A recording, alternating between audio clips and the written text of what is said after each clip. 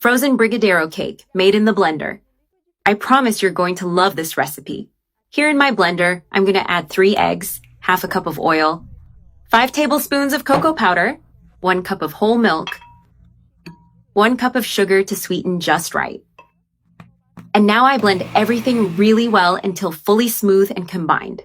I add 2 cups of all-purpose flour and blend just a bit more until it mixes in. Now I add 1 tablespoon of baking powder, along with 1 teaspoon of baking soda. This will help the cake become fluffier and softer. I give it a quick blend, just to incorporate these final ingredients. Now I pour the entire mixture into a cake pan. I pour all the batter into the pan and bake it in a preheated oven at 350 degrees Fahrenheit for 35 minutes. I add 1 3/4 cups of milk. It can be cold milk, 1 1/2 cups of sugar, and 4 tablespoons of 50% cocoa powder. I turn on the stove and start stirring well until everything is dissolved. I keep stirring until it begins to boil. Now I add 1 tablespoon of butter. Stir until the butter is fully melted. And now it has melted perfectly. I turn off the heat and let this syrup cool down completely before using it. Meanwhile, in another pot, I prepare the cake filling. I add 28 ounces of sweetened condensed milk, 2 tablespoons of 50% cocoa powder, and 1 level tablespoon of butter. With the heat off, I stir everything well, mixing the cocoa and condensed milk until fully combined.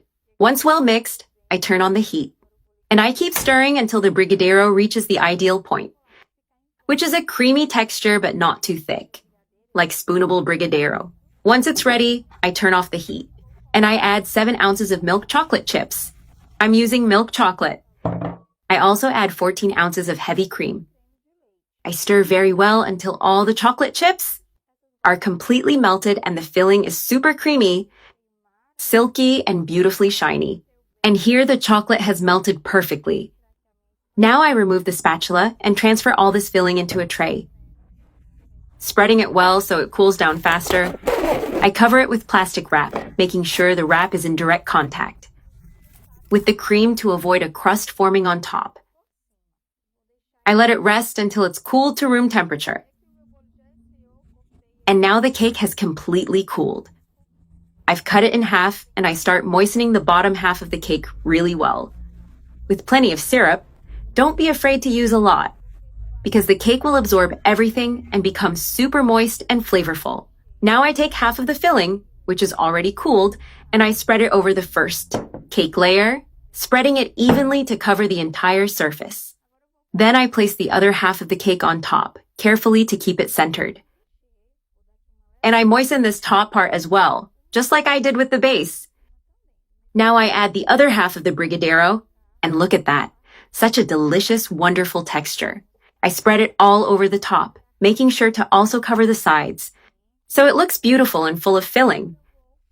I finish by decorating with chocolate sprinkles, adding a generous amount to give it that classic brigadeiro cake touch. I cover the whole top and sides with sprinkles. Then I place it in the refrigerator for at least 1 hour so it chills well and sets. And now my cake is nice and cold. I'm going to cut a generous slice to show you how it turned out. Look at that beautiful slice. Rich, full of filling, and super moist. The more moist it is, the tastier it gets. Now all that's left is for you to enjoy this incredible cake.